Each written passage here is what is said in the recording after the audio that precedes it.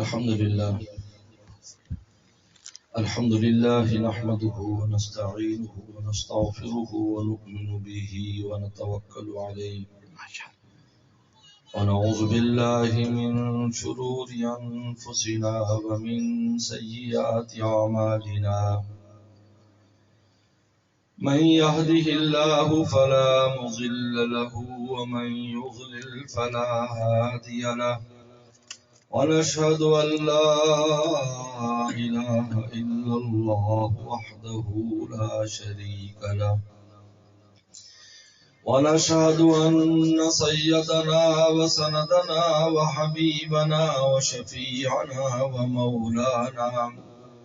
وشفيعنا ومولانا محمدا عبده ورسوله صلى الله تعالى عليه وعلى آله وأصحابه وبارك وسلم.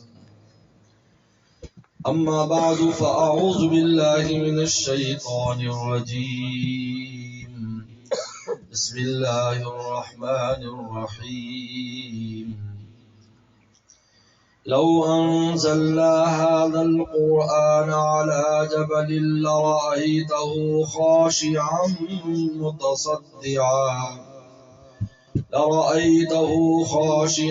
متصدعا من خشية الله.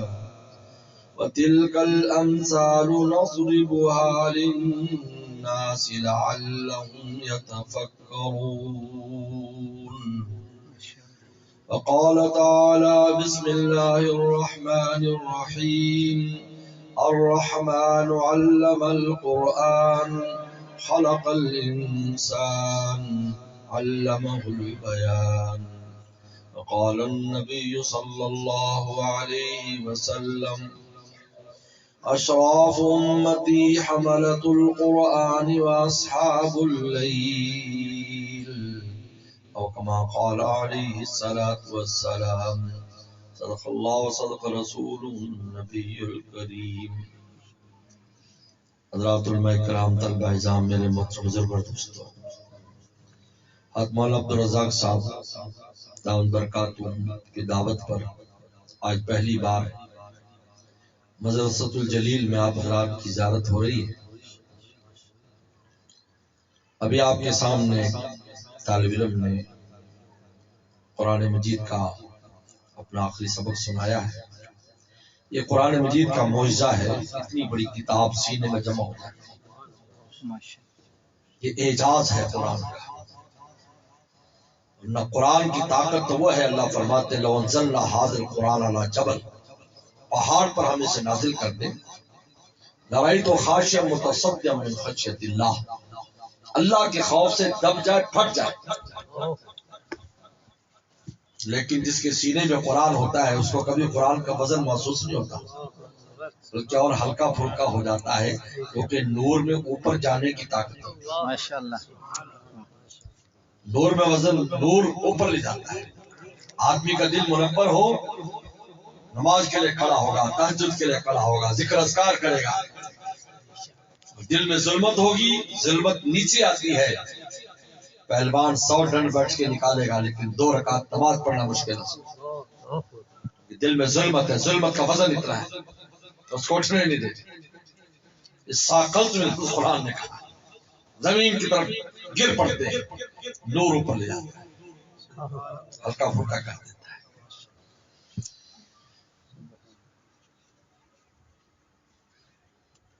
تو ایسا قرآن، ایسا وزن، ایسی عظیم الشان کتاب.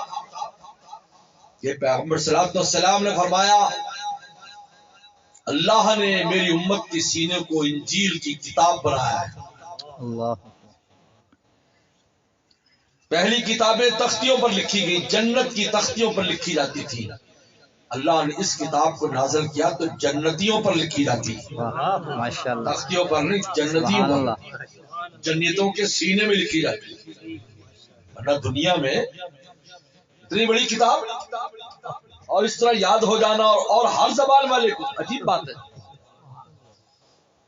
پورے عالم میں جہاں چلے جائیں، کتنے ملکوں میں جانا ہوتا ہے، ان کی زبان عربی نہیں ہے، وہ اردو کا لفظ نہیں جانتے، فارسی کا لفظ نہیں جانتے، لیکن قرآن مجید ان کی زبان سے سنو تو حیران ہوتا ہے کہ یار ایسے لگتا ہے یہ عربی ہے یا اجمی ہے۔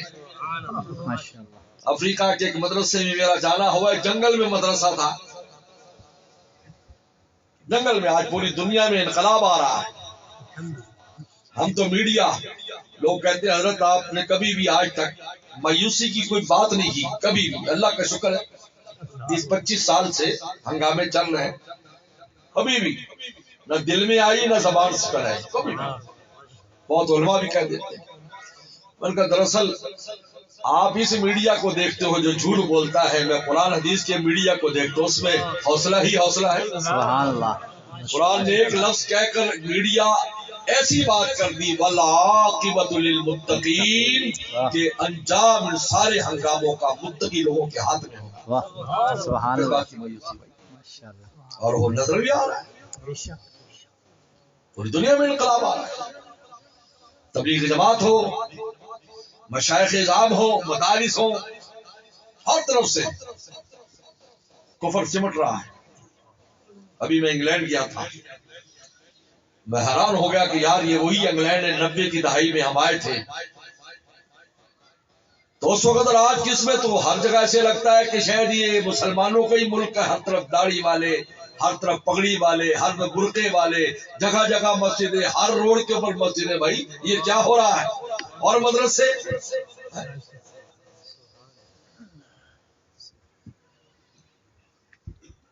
اور پھر عجیب بات ہے کہ کتنی مسجدوں میں جانا ہوا تو وہاں انگریز جو مسلمان ہوئے وہ ملے۔ بتایا کہ روزانہ 5 انگریز انگلینڈ میں مسلمان ہوتا ہے، روزانہ 5 انگریز مسلمان ہوتے، کلمہ پڑھتے ہیں۔ وجہ کیا ہے؟ وجہ یہ ہے کہ جب ایمان والا نور لے کر چلتا ہے نا انسانوں میں تو ظلمت کم ہوتی ہے۔ جب مومن کا چلنا پھرنا بھی بیکار نہیں ہے۔ قرآن کہتے ہیں وَجَعَلْنَا لَهُ نُورًا يَمْشِي بِهِ فِي النَّاسِ، ہم نے اس کے دل میں نور پیدا کر دیا جس کو لے کر وہ لوگوں کے درمیان چلتا ہے۔ جب لوگوں کے درمیان چلتا ہے تو ظلمتیں، اندھیریاں کم ہوتی ہیں، لوگوں کے دلوں میں نور پیدا ہوتا ہے، منور ہوتے ہیں، ان کی عقلیں کام کرنے لگتی ہیں، وہ اسلام کو قبول کرتے ہیں۔ واہ سبحان اللہ۔ یہ مومن چلتی پھرتی بھی دعوت ہے، لیکن پکا مومن ہو، حامل نور ہو۔ اس لیے امام شارانی رحمۃ اللہ علیہ کے معمولات میں لکھا تھا کہ رات کو گھوما کرتے تھے پورے شہر میں، چکر لگاتے تھے۔ حضرت آپ کیوں پھرتے ہیں؟ کہا کہ تمہیں کیا پتا میری چلت پھرت کے پیچھے کیا ہے؟ اللہ کے ولی تھے، وہ جتنا نور لے کر چلتے تھے ہر جگہ پر ظلمتیں کم ہوتی چلی جاتی۔ سبحان اللہ۔ بلکہ ملا علی قاری رحمہ اللہ نے تو یہاں تک لکھا ہے کہ اگر اللہ کا کوئی ولی اور اللہ کا کوئی پیارا اور کوئی اللہ کے نور کا حامل کسی بستی سے گزر جائے اور بستی والوں کو پتہ بھی نہ چلے کہ یہاں سے کوئی نیک انسان گزرا ہے، پر میں تب بھی اس بستی والوں کو ان کی برکت پہنچتی ہے، اس بستی میں انقلاب آ جاتا ہے، لوگوں کے دلوں میں بیداری پیدا ہو جاتی ہے، وہ اللہ کی طرف رجوع کرنے لگتے ہیں اور حیران ہوتے ہیں یہ تبدیلیاں کیسے آئی، انہیں کیا پتا خدا کا کوئی پیارا یہاں سے گزرا۔ سبحان اللہ۔ اللہ تو افریقہ کے جنگل میں مجھے لے گئے، ایک جنگل میں کہا جی آپ کو ایک مدرسہ دکھانا ہے، قاری صاحب نے کہا آپ کو مدرسے میں جانا ہے۔ خیال کرنا بھی افریقہ ہے، بڑا خطرناک ہوتا ہے۔ افریقہ جاتا ہوں تو مولانا رومی کی حکایت یاد آتی ہے کہ ایک آدمی ہرن کی شکار کرنے نکلا تھا تیر لے کر، تو ریچھ پکڑ کر اس کو لے گئے۔ افریقہ تو بھائی ایسا ہے، ہر طرف جانور اور عجیب و غریب حالت، انسان بھی ایسی ہے، انسانوں کا معاملہ بھی ایسے ہے۔ ایک دفعہ ایک پادری چلا گیا، میری بات آپ کو سمجھ میں آ رہی، سمجھتے ہو؟ یا کسی اور زبان میں بات کروں؟ کچھ تو مجھے پوری نہیں آتی، کچھ تو نہ کوئی بھی تم سمجھو گے نہیں۔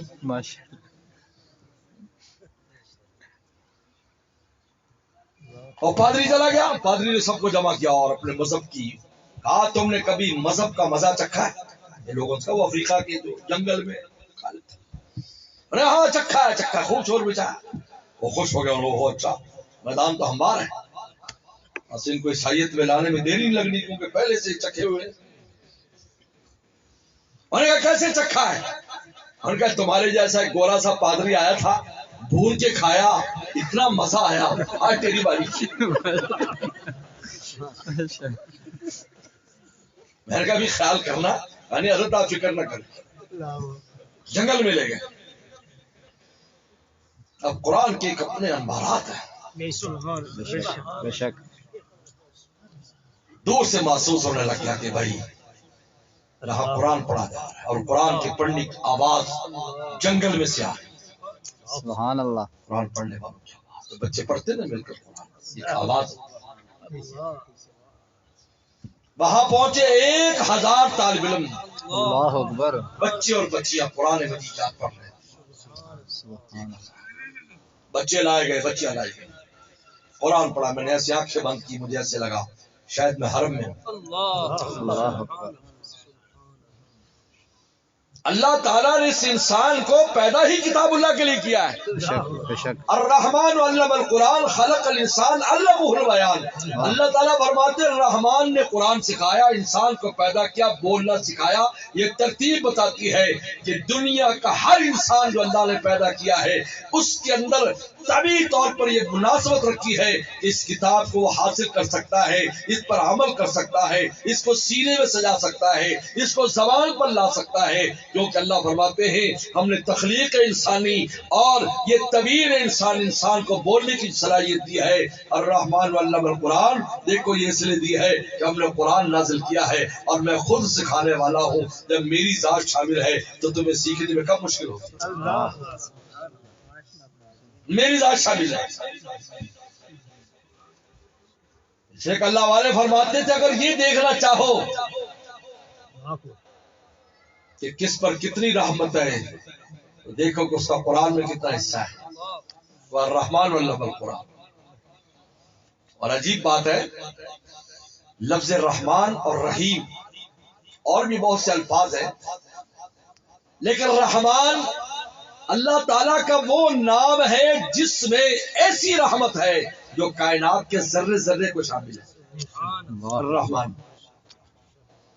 رحیم میں رحمت ہے لیکن محدود ہے، آخرت میں ایمان والوں کو ملے گی، لیکن رحمان میں کائنات کے ہر ذرے پر جو رحمت اترتی ہے وہ اللہ کی شان رحمان ہے۔ تو الرحمن علم القرآن کہہ کے اللہ تعالیٰ بیان فرما رہے ہیں کہ جب اللہ کی پوری رحمت کسی بندے پر متوجہ ہو جاتی ہے اللہ تعالیٰ اس کو قرآن کی نعمت عطا فرماتا ہے۔ الرحمن علم القرآن معمولی نعمت نہیں، پوری رحمت شامل ہو جاتی ہے۔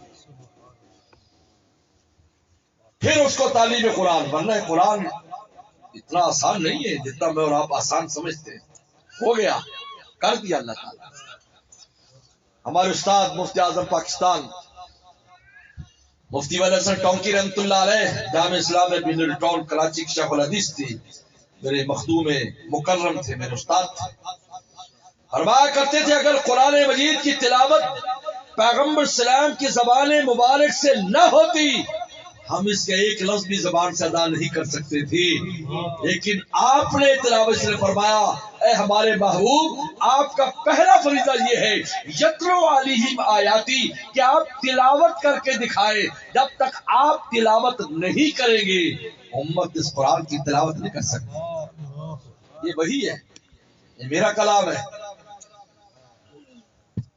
اللہ تعالیٰ کے تو عام کلام کا حال یہ ہے، حدیث میں آتا ہے کہ جب اللہ تعالیٰ فرشتوں کو کوئی حکم دیتے، عام کلام ہے، فلاں کو روٹی پہنچا دو یا فلاں کو ایسا کر دو، فلاں کو ایسا، عام حکم دیتے ہیں، اس وحی کے بوجھ سے فرشتے بے ہوش ہو جاتے ہیں،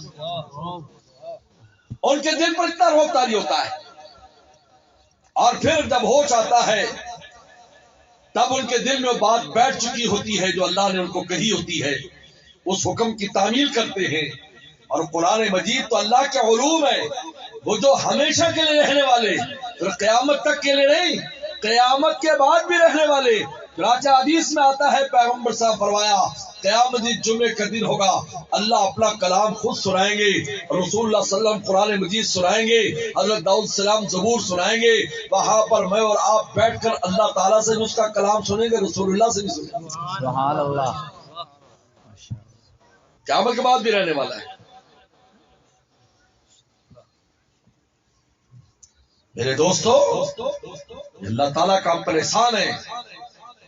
اس لیے حضرت مولانا قاسم نانوتوی رحمۃ اللہ علیہ، قاسم علوم والخیرات، فرماتے تھے دو نعمتیں ہم انسانوں کے پاس عجیب ہیں. دو نعمتیں جس کے لیے آسمان سے فرشتے آتے ہیں. ایک قرآن پڑھنے کی نعمت اور ایک گناہوں پر رونے کی نعمت. اللہ اکبر. ہم قرآن پڑھتے ہیں، قرآن مجید تلاوت کرتے ہیں، آسمان سے فرشتے اترتے ہیں. اور فرماتے تھے اس لیے اترتے ہیں کیونکہ آسمانوں پر قرآن نہیں پڑھا جاتا، زمین پر پڑھا جاتا، یہاں پڑھا جاتا ہے. اس زبان سے پڑھتے ہیں، یہ خاکی زبان. اس لیے پیغمبر صلی اللہ علیہ وسلم فرما، یہ جو ہم زبان سے گالی گلوچ اور گندی باتیں کرتے ہیں، اللہ اکبر استغفر اللہ، ایسی پاکیزہ زبان ہے، ایسی اونچی زبان دی جس سے قرآن پڑھا جاتا ہے، اس سے ہم گالی دیں. حضرت ابو ذر غفاری رضی اللہ تعالی عنہ سے بھی اتنی بات کی تھی اپنے غلام کو، یمن سودا اور کالی کے بیٹے اور کالی کے پتر. ہمارے نزدیک تو گالی بھی نہیں، آر دلائی. وہ حبشی تھا، کوئی غلطی ہو گئی، غلام بھی تھا. ہم تو اپنی اولادوں کو بھی گالیاں دیتے ہیں اور نوکروں کو بھی، اور سب کو گالیاں دیتے ہیں. یہ نہیں سوچتے کہ زبان اتنی قیمتی جس سے قرآن پڑھا جاتا ہے، اس سے ہم کیا کر رہے ہیں. اس کی بڑی پیاری مثال حضرت جانوی صاحب نے دی. اس کی مثال ایسے ہے جیسے جس چمچے سے تم حلوہ کھاؤ، بعد میں اس سے پخانا بھی صاف کرو تو تمہارا دل چاہے گا دوبارہ حلوہ کھانا، اس سے چاہے جتنا دو لو. جس زبان سے قرآن مجید پڑھے، ذکر اذکار کریں، کلمہ پڑھے، اس زبان پر گندی بات کریں. اس لیے غیبت حرام کر دی، یہ گندی بات ہے.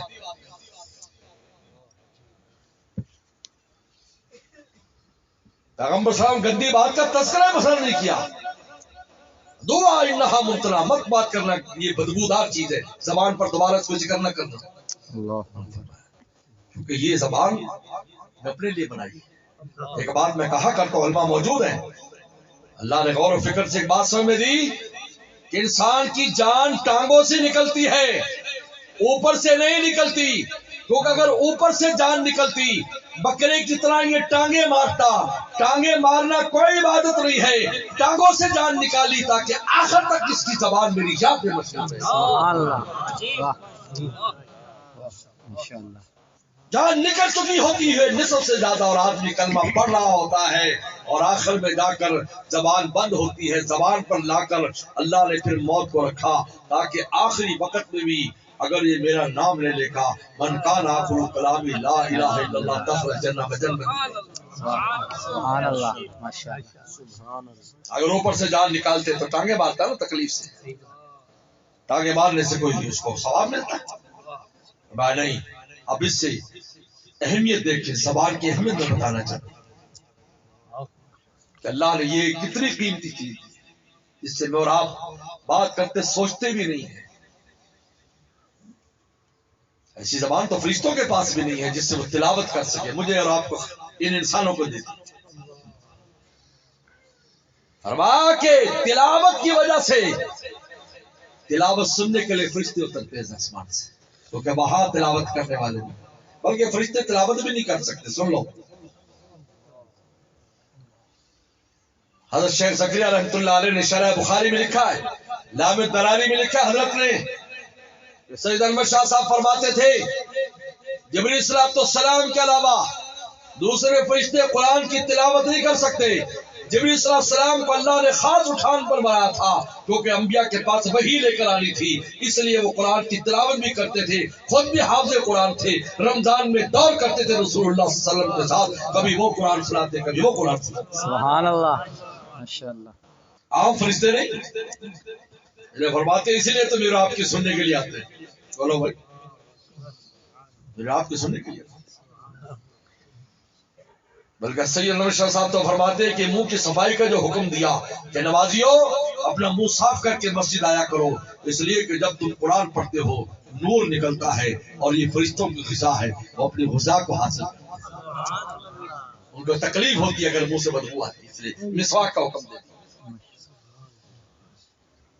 مسواک کا حکم دے دیا، 5 وقت میں مسواک سنت قرار دے دی، 5 وقت، جب سو کر اٹھو تو مسواک کرو، جب وضو کرو تو مسواک کرو، جب منہ سے بو آنے لگی تو مسواک کرو، چاہے وضو نہ کرنا ہو، دانت پیلے پڑ جائے تو مسواک کرو، نماز کے لیے کھڑے ہو جس کے مسوڑے مضبوط ہو وہ کرے، جس کے مسوڑے مضبوط نہ کرے، اس لیے ہمارے علماء نے احتیاط لکھی کچھ وقت اس پر عمل نہ کرے، تلاوت کی وجہ سے فرشتے آتے ہیں، اور دوسرا جب کوئی گناہ گار روتا ہے تو فرشتے آتے ہیں، آ کر دیکھتے ہیں کہ یار یہ روتے کس طرح ہے، انہیں رونا کیسے آتا ہے، کیونکہ وہ تو خطا نہیں کرتے تو روئیں گے کہاں سے، اور اللہ کو رونا بہت پسند ہے بندوں۔ مولانا رومی سے کسی نے کہا کہ حضرت یہ تو بتاؤ خدا کا فضل کیسے ملے گا، اور فضل کے بغیر تو کام نہیں چلے گا، انہوں نے کہا کہ جہاں زاری ہوگی وہاں فضل آئے گا، جہاں زاری ہوگی وہاں فضل آئے گا، کیونکہ رونا والا گناہگار اپنے آپ کو گناہگار سمجھ کے روتا ہے، وہ اپنے آپ کو کائنات کا سب سے چھوٹا اور بدترین انسان سمجھتا ہے، اور جب کوئی جگہ نیچی ہو جاتی ہے سارے پانی کو کھینچ لیتی ہے۔ مولانا رومی نے فرمایا اگر تم چاہتے ہو اللہ کے فضل کو، فیضان کو، نیچے ہو جاؤ، نشان پیدا کرو، فرمایا کہ ہر کجا پستی آپ آ جا رود، جہاں نچان ہوگی وہیں پانی آئے گا، ہر کجا درد دوا آ جا رود، جہاں درد ہوگا دوا وہیں جائے گی۔ اب ایسے کرنی رحمت اللہ علیہ کو درد تھا نا قرن میں، دوا گئی یا نہیں گئی؟ بولو گئی، کہاں گئی؟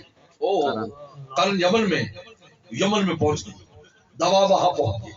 آپ نے فرمایا انی لائد ریح الرحمن من قبل قرن، اور میں قرن کی جانب سے مجھے اللہ کی خوشبو آتی ہے، سبحان اللہ۔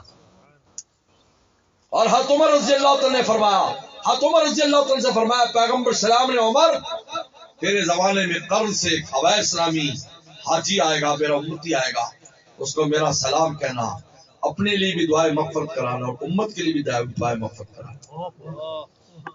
آپ کے چھٹے سال، خلافت کے چھٹے سال اویس سے حاجی آئے، قرن سے حاجی آئے، آپ نے ان کی دعوت کی، اور عمر رضی اللہ عنہ کو اللہ نے تو آنکھ ہی عجیب دی تھی، وہ تو ان دلوں کے اندر جھانک لیتے تھے، دلوں میں عجیب ہے۔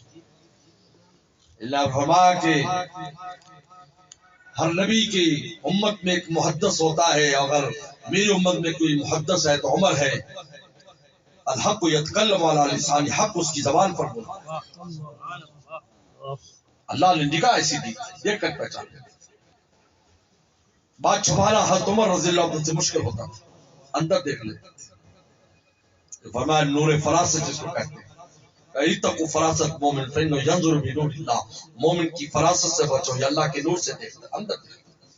مجھے اس پہ ایک واقعہ یاد آیا جو میں نے حضرت بنوری رحم اللہ کی کتاب میں پڑھا، حضرت کے کتب خانے میں ایک دفعہ بیٹھا تھا تو ایک کتاب میں نے واقعہ پڑھا، عمر رضی اللہ تعالیٰ ان کیسی پر کہ اللہ نے ان کو کیسی آنکھ عطا فرمائی جو دلوں کو جھانک لیتی ہے۔ حضرت علی کرم اللہ وجہہ نے خواب دیکھا، پیغمبر سلام کی خواب میں زیارت کی، پیغمبر سلام تشریف فرما ہے، مجمع بیٹھا ہے، آپ کے سامنے کھجوریں رکھی ہیں، حضرت علی آئے اس مجمع میں خواب دیکھ رہے، اور میں علی ادھر آؤ، منہ کھولو، پیغمبر صاحب نے دست مبارک سے کھجور دی، انہوں نے کھجور کھائی، بہت مزہ آیا، دوسری دی، تیسری دی، 3 کھجوریں کھلائی، پھر باقی کا ہم مجمع میں تقسیم کرتا ہوں، یہ خواب دیکھا۔ صبح کو بیدار ہوئے تو پیغمبر سلام کی محبت کا عجیب جوش تھا، فوراً گھر سے نکلے، روزہ اقدس پر حاضری دی، کافی دیر کھڑے رہے، روتے رہے، روزے پر حاضری کے بعد سیدنا فاروق اعظم رضی اللہ عنہ کا زمانہ تھا، آپ نے فجر کی نماز پڑھائی، فجر کے بعد مجمع لگ گیا، مجلس شروع ہو گئی، اتنے میں ایک چھوٹی سی بچی ہدیے کے طور پر کھجوریں لائی اور حضرت عمر رضی اللہ عنہ کی پیش کر دی، ان کے ابا نے بھیجی تھی. آپ نے رکھنے حضرت علی بیٹا فرمایا علی ادھر آؤ، علی ادھر آؤ، منہ کھولو، تمہیں کھجور کھلاتا ہوں. کھجور کھلائی، دوسری کھلائی، تیسری کھلائی. فاروق حضرت علی کرم اللہ وجہ نے کہا اے امیر المومنین کھجوریں بڑی مزیدار ہیں اور کھلا دیجئے.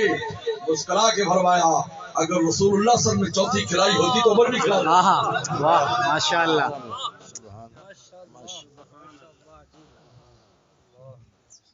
آپ نے کہا اے کرن والو آ تو گئے ہو، تم میں وہ نظر نہیں آ رہا جس کے بارے میں رسول اللہ نے کہا.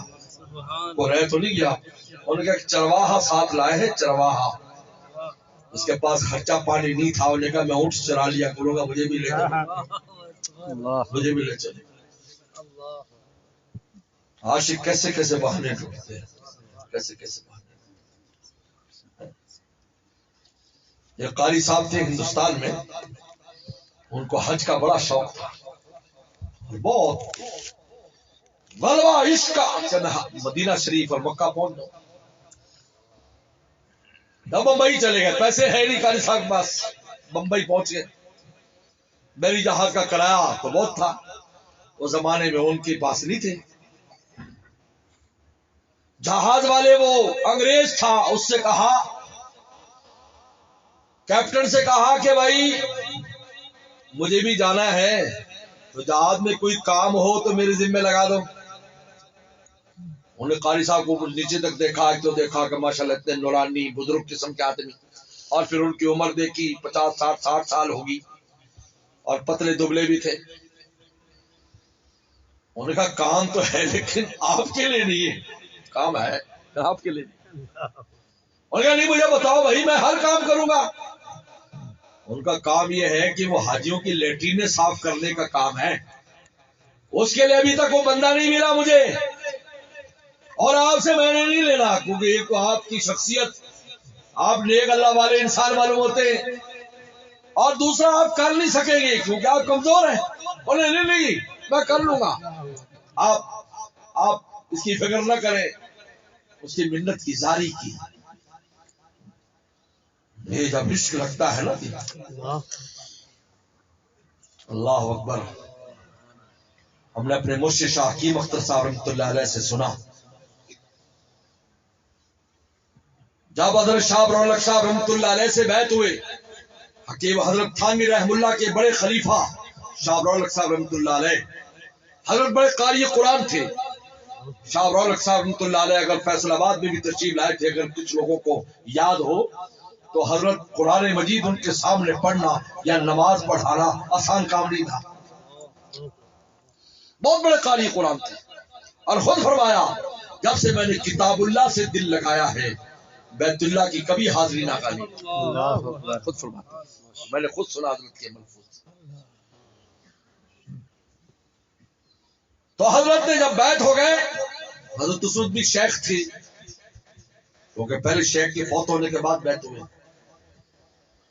پہلا شیخ چلا جاتا ہے، لوگ دوسرا شیخ نہیں بناتے، مرشد نہیں بناتے کہ جی وہ تو چلا گیا اب کس کو بنائے.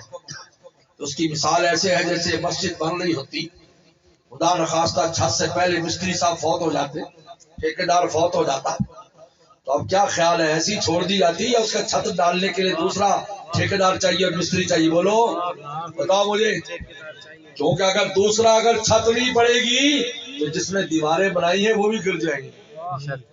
پہلے مرشد نے جو محنت کی ہے وہ بھی ختم ہو جائے گی اگر دوسرا مرشد نہیں آئے گا تو وہ آگے لے کر چلے گا کام. لوگوں کو سمجھ میں نہیں آتی، لیکن آج میرا خیال ہے اس منطقی بات سے سمجھ آ گئی. ماشاءاللہ. یہ پہلے شیخ کا کام سمجھ جائے گا، اس کا کام کہیں جانے والا نہیں، اس کا حصہ اسی طرح ہی ہے. تو ابھی قاری صاحبان بیٹھے، کوئی 10 سپارے پڑھا دے، اگلا 10 کو اور پڑھا دے، اگلا 10 کو اور پڑھا دے، تو کیا صدقہ جاری آخری والے کا بنے گا تینوں کا بنے گا؟ جلدی بولو. پھر یہاں اللہ اللہ بھی کچھ سمجھ گیا.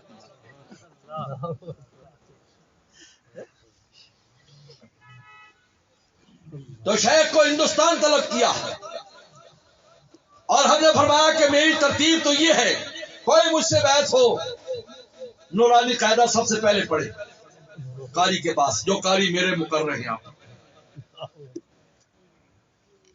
فرمایا ٹھیک ہے، لیکن دیکھو آپ چونکہ عالم ہو، شیخ بھی ہو، میں یہ کر سکتا ہوں کہ قاری صاحب آ کر آپ کو آپ کے کمرے میں نورانی قاعدہ پڑھا دیں گے اور میں پھر امتحان لے لوں گا، آپ درسگاہ میں نہ جائیں۔ میرے شیخ نے فرمایا کہ نہیں، آپ کی جو ترتیب ہے کہ درسگاہ میں چھوٹے بچوں کے ساتھ جا کر پڑھنے کی، میں اسی ترتیب پر عمل کروں گا، کیونکہ میں نے اللہ کو حاصل کرنا ہے، میں اللہ کے عشق سیکھنے کے لیے آپ سے آیا ہوں۔ اللہ اکبر۔ حضرت چلے گئے چھوٹے بچوں کے ساتھ۔ اب بتائیں نورانی قاعدہ پڑھنے والے بچے قاری صاحبان جانتے ہیں کتنے چھوٹے چھوٹے، بہت سے مدرسوں میں الگ ترتیب ہوتی جو صرف قاعدہ پڑھنے والے الگ ہوتے ہیں، یا پھر بعد والے چھوٹے چھوٹے بچے۔ شاہ حکیم اختر صاحب جیسے انسان بیٹھا ہو، الف آتا، اب چھوٹے بچے ہنستے بھی ہیں دیکھ کر بھی، بابا جی بیٹھے ہوئے بھائی ہے یا اللہ اللہ الف آتا کر رہا ہے۔ شیخ آئے، شیخ آئے ایک دن، شیخ آئے شاہ رولق صاحب رحمۃ اللہ علیہ، دیکھا کہ حکیم اختر صاحب وہاں بیٹھے ہوئے، الف با تا سا لام الف لا با الف با، کھڑے ہو گئے دیکھتے رہے۔ مولانا رومی کا پھر ایک شعر پڑھا،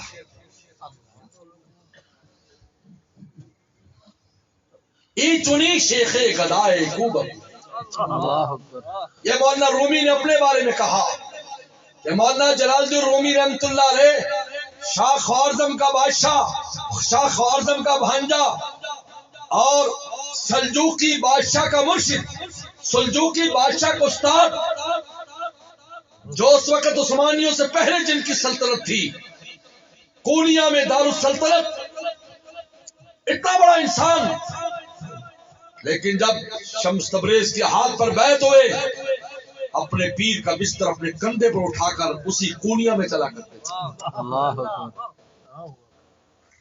جبکہ بادشاہ وقت ان کی خدمت میں آ کرتا تھا، ان کے علم کی وجہ سے 500 علماء ان کے پاس رہا کرتے تھے، لیکن جب اللہ کا عشق سیکھنے کی باری آئی تو پھر یہ شعر کہا، ای چنی شیخ گدائے کو بکو، عشق آمد لا ابالی فتقو، اے لوگوں اتنا بڑا شیخ کو بکو اپنے شیخ کا مرشد کا بستر اٹھائے پھرتا ہے، دیکھو خدا کا جب عشق آتا ہے سب کچھ مٹا کے رکھ دیتا ہے۔ اللہ اکبر۔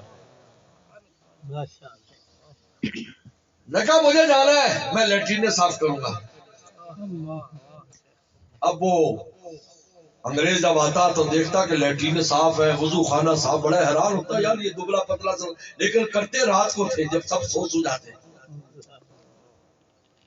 تو ایک دن رات کو کہا یار میں تماشا تو دیکھی یہ کرتا کیسے ہے، تو دیکھا کہ قاری صاحب قرآن مجید پڑھے جا رہے ہیں اور لیٹرین صاف ہوتی جا رہی، اللہ اکبر۔ وضو خانہ صاف ہو رہا ہے، وہ قرآن پڑھے جا رہے ہیں۔ انہیں پکڑ لیا دن کے، انہوں نے کہا بھائی قاری صاحب آپ تو کچھ اور مخلوق معلوم کرتے ہیں۔ مسلمان ہو گیا، مسلمان۔ اور جب وہ جدہ کے ساحل پر پہنچا تو اس نے اپنے بچوں سے کہا، اپنی بیوی سے کہا کہ اگر تو نے مسلمان ہونا ہے تو ٹھیک ہے، بچوں سے کہا میں مسلمان ہو چکا ہوں، اب میں باقی زندگی قاری صاحب کی خدمت میں گزاروں گا اور اس سے یہی قرآن سیکھوں گا جس کی برکات میں نے دیکھی۔ اب ایسے کرنی نے کہا کہ میرے پاس تو پیسے نہیں، لیکن تمہیں بھی چرواہی کی تو ضرورت ہے نا، تو مجھے لے چلو، اللہ اکبر۔ میں چرواہا بن کے جاتا ہوں۔ آ گئے تو کہا حضرت ایک چرواہا ہے، وہ گیا ہوا ہے جنگل اونٹ لے کر، باقی تو سب حاضر ہیں، یہ سردار صاحب ہیں، یہ فلاں صاحب ہیں، یہ فلاں، سب کا تعارف کرا۔ انہوں نے کہا ٹھیک ہے، وہ چرواہے کو بلاؤ، آدمی بھیجا، گھوڑے پر لے آئے، دیکھتے ہی حد مرد کھڑے ہو گئے، کہا یہی وہ انسان۔ اللہ اکبر۔ آ جلدی سے پہلے دعا کر، میرے لیے دعائیں مغفرت کر، سب سے پہلے تجھے رسول اللہ کا سلام پہنچے، اس کے بعد میرے لیے دعائیں مغفرت کر، امت محمدیہ صلی اللہ علیہ وسلم کے لیے دعائیں مغفرت کر۔ دعا کر کے کہا عمر آپ نے تو میرا راز ہی کھول دیا۔ اللہ اکبر۔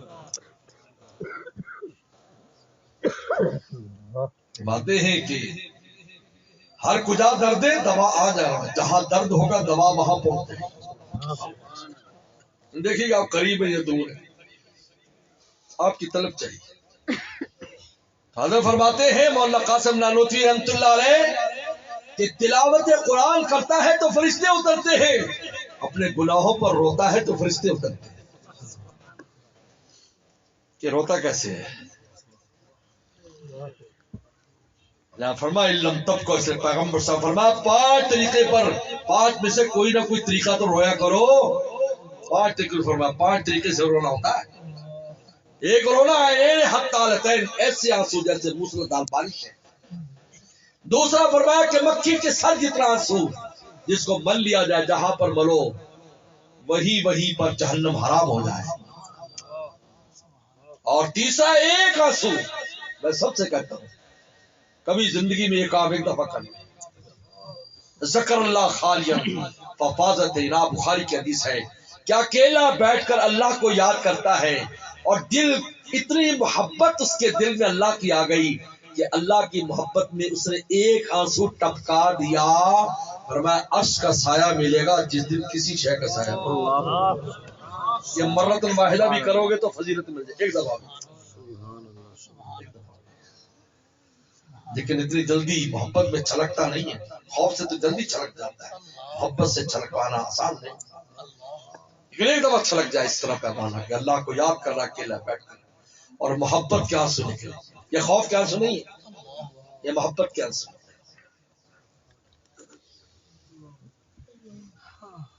اور دل روئے، آنکھ نہ روئے لیکن دل روتا ہے،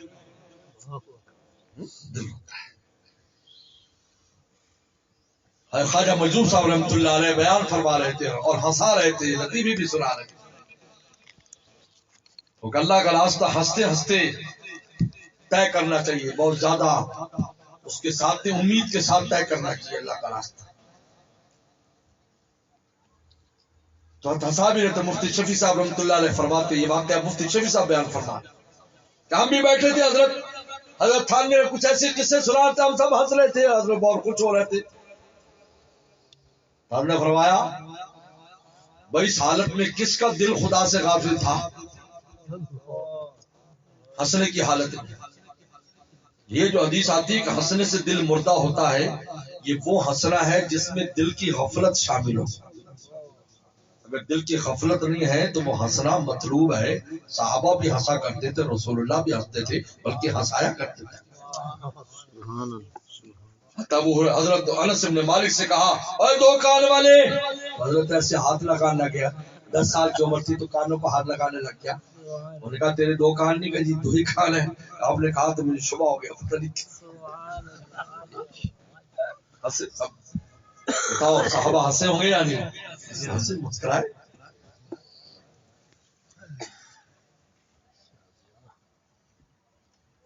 تو حضرت نے شعر پڑھا خواجہ مجذوب صاحب نے،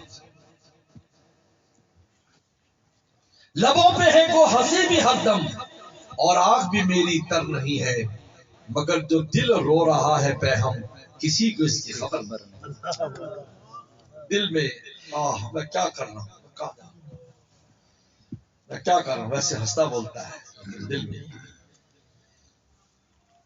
پیغمبر سلام اما عائشہ صدیقہ رضی اللہ فرماتی ہے لوگوں تمہارا سورج فجر کے بعد طلوع ہوتا ہے، اور پھر عائشہ کے بعد جب رسول اللہ گھر میں آتے ہیں اور مسکراتے ہوئے آتے ہیں، حالانکہ حدیث میں آتا ہے کان دائم الفکر تھے، رسول اللہ کا ہر وقت غم اور فکر ہوتا تھا، لیکن ازواج مطہرات کے پاس آتے تو مسکراتے آتے ہیں۔ یہ سن لے، سنت ہے، سن لو حاجیو، سن لو حاجیو، مولویو سن لو۔ حاجی جاتا ہاتھ میں تصویر پکڑی ہوتی ہے، ایسے کر کے جاتا ہے، ابھی عرش سے اتر کر آیا ہے، یہ سنت ہے۔ پیغمبر اسلام کی مسواک کی سنت کے علاوہ باقی سارے بھول گئے، اندر بیگموں کے ساتھ کون سی سنت ہے کوئی یاد نہیں ہے۔ آپ بتایا، میں پوچھتا ہوں علماء کرام موجود ہیں، 9 ازواج مطہرات تھی، 9 ازواج مطہرات، ایک وقت میں 9 آپ کی خدمت میں عاشقات، خدمت گزار، اشارے پر من مٹی والی، لیکن ہم دیکھتے ہیں کہ پیغمبر اسلام اپنا کام گھر میں خود کر رہے ہیں۔ اللہ اکبر۔ یہاں بیگم چائے نہ پکائے تو ڈنڈا اٹھا لیتے ہیں، قاری صاحب کے پاس تو ویسے ہی ڈنڈے کے ساتھ چھانٹا بھی رہتا ہے. چائے کیوں نہیں پکائی، روٹی وقت پر کیوں نہیں کی، بڑا کام کیوں نہیں کیا؟ میں نے تو کہا تھا تم نے فلاں چیز پکانی تھی، جو دوسری چیز پکائی. جب خدا تجھے دال کھلانا چاہتا ہے مرغا کیسے پکے مجھے؟ یا تو خدا کے اوپر چھوڑ دو، بھی خدا کے سارا کچھ کرتا ہے، تمہاری مرضی چلتی ہے. بولو مرضی چلتی. میں ایک دعوت میں گیا، میرے سامنے مرغ مسلم رکھے تھے، ایک بہت بڑے ذمہ دار نے دعوت کی، وہاں میرا بیان تھا. میرا وعدہ کسی اور غریب کے ساتھ تھا، جگی والے کے ساتھ میرا وعدہ روٹی تیرے پاس کھاؤں گا. اب وہ آیا نہیں، میں کہ ہر میرا میزبان کہاں چلا گیا بھائی؟ میں انہوں لبا تھے وہ مینو لبے مجمع تھا، وہ اس لیے وہ میرا غریب ہو گئے. ذمہ دار صاحب جو کھڑے تھے صاحب ناراض نہ ہو جائے. دستر ہم بیٹھ گئے، مرغ مسلح پورا مرغا. اتنے میں کان میں پیچھے سے وہ آیا، انہوں نے کہا جی تو نے میری اماں سکتی روٹی تو سب پکائی. ہم نے روٹی پکائی، اماں بلا دی، اور بیوہ خاتون تھی بڑھیا. تو میں نے کہا بھائی زردار صاحب میرا ان سے پہلے وعدہ ہے، میں وعدہ خلاف نہیں کر سکتا، آپ مجھے معاف کریں، ناراض نہ ہونا. تو جن سے وعدہ ہے مقدم، اور میں نے ان سے پہلے کہہ دیا تھا کہ میں آپ کے یہاں کھانا نہیں کھاؤں گا، میری مرضی ہے. یہ پہلے میں نے آپشن لے لیا تھا. میں وہاں چلا گیا، اماں نے کٹے کا گوشت پکایا. جی کیا پکایا؟ کٹے کا گوشت. میں نے دوستوں سے کہا دیکھو جب اللہ نے کٹا لکھا ہے تو مرغا کیسے کھانا؟